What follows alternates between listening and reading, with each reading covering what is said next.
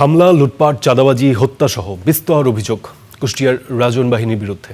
রাজন ও তার বাহিনীর অত্যাচারে অতিষ্ঠ ৩ উপজেলার মানুষ। ভুক্তভোগীদের অভিযোগ, এই নিয়ে একাধিকবার থানায় অভিযোগ জানানো হলেও মেলেনি প্রতিকার। পুলিশ বলছে, রাজনকে আইনের আওতায় আনতে সব রকমের চেষ্টা চালানো হচ্ছে। গেল ৩ জুলাই মধ্যরাত কুষ্টিয়ার কুমারখালীর এক ব্যবসায়ীর বাড়িতে এভাবেই প্রকাশ্যে গুলি চালায় দুর্বৃত্তরা। ঠিক এর ৩ দিন পর দলীয় কার্যালয় থেকে ফেরার পথে খোকসা পৌর বিএনপির সাধারণ সম্পাদক নাফিজ আহমেদ খানকে গুলি ও কুপিয়ে চলে হত্যা চেষ্টা। অবশ্যই আমাকে হত্যার উদ্দেশ্যে হামলা করা হয়েছিল, এই কারণেই যে ওদের টার্গেটটা ছিল হ্যামার দিয়ে আমার মাথা থেতলে দেয়, আর মাথাতে একটা বাড়ি দিলে আমার মনে হয় যে কোনো প্রাণী বেঁচে থাকার কথা না। আমার সাথে থাকা একটা ছেলের রিলেটিভের বাড়িতে ডাকাতি হয়েছে। আমি ওসি সাহেবকে বারবার রিকোয়েস্ট করছি যে আপনারা অন্তত মামলা নেন। আইডেন্টিফাই করে দেওয়া হয়েছে, ডাকাতদের আইডেন্টিফাই করে দেওয়া হয়েছে, তারপরও তারা ধরছে না। জেলার কুমারখালী খোকসায় এমন গুলি, হামলা আর হত্যা চেষ্টা এখন নিত্যদিনের ঘটনা। স্থানীয়দের অভিযোগ, এসব অপরাধের নেপথ্যে রয়েছে চরমপন্থী নেতা রাজন ও তার বাহিনী। প্রশাসনের নীরবতায় দেখা যাচ্ছে আমাদের এই ঘটনাগুলো ঘটছে। যে পরিমাণ চুরি, ডাকাতি, হামলা, মামলা, মানে সন্ত্রাসী কার্যকলাপ ওসি সাহেব আসার পর থেকে এরকম হতেই থাকছে। শুধু তাই নয়, গড়াই নদের ভাঙন ঠেকাতে জিও ব্যাগ ফেলানোর ঠিকাদারের দাবি, চাঁদা না দেয়ায় তার শ্রমিককে অপহরণ করে রাজনের লোকজন।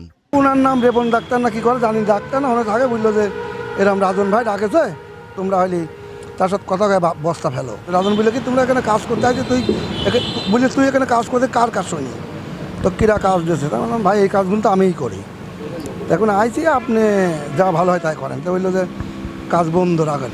তাতেই ক্ষান্ত নয় রাজন। স্থানীয় দিলীপ কুমারের বাড়িতে হামলা চালিয়ে দখল করে 4টি দোকান। পরে রাজনের বিরুদ্ধে মামলা করে ভুগছেন নিরাপত্তাহীনতায়।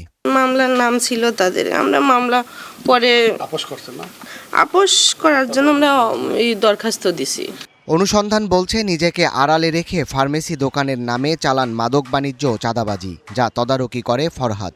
স্টার নিউজ তার মুখোমুখি হতে পৌরবাজারে গেলে ফার্মেসি থেকে সটকে পড়েন তিনি। পরে কথা হয় ফোনে। দোকান আছে, ভাড়া নিচ্ছি আর কি। আমি এটা যে রাজন ভাইকে চিনেছি, আমি তো ভাড়া নিচ্ছি, আমার আবার দলিল ডকুমেন্ট আসছে। দোকান ভাড়া ডকুমেন্ট থাকে নাকি ভাই? রাজু ভাইয়ের সাথে ছোটবেলায় তারা কলবিদ্ধি করে মানুষ করেছে, আর রাজন ভাইয়ের সাথে তো আমি এমনিতে দেখতেইছি আগাগুড়া। আমি এদের নিজেদের কোনোদিন কথা বলারও তো কোনো সুযোগ আছে বলে আমার মনে নাই। এখন এর সাথে কি সম্পর্ক, এটা রাজু ভাই ছাড়া কে বলতে পারবে? এত কিছুর পরও নির্বিকার প্রশাসন। অসুস্থতার অজুহাতে স্টার নিউজকে এড়িয়ে যান খোকসা থানার ওসি। তবে খুলনা রেঞ্জের ডিআইজির আশ্বাস, দ্রুত ব্যবস্থা নেয়ার। কোন কোন থানায় কি ধরনের সমস্যা আছে, সেই সমস্যাগুলি আমাদের সংশ্লিষ্ট থানার অফিসার ইনচার্জ সে উদ্যোগ নিয়ে অবশ্যই আমাদের গাইডে থেকে কিভাবে উত্তরণ করা যায় সে লক্ষ্যে আমরা কাজ করতে চেষ্টা করব। জনগণের জানমালের নিরাপত্তা নিশ্চিতে দ্রুত আইন শৃঙ্খলার উন্নয়নের দাবি স্থানীয়দের। Desk report, star news.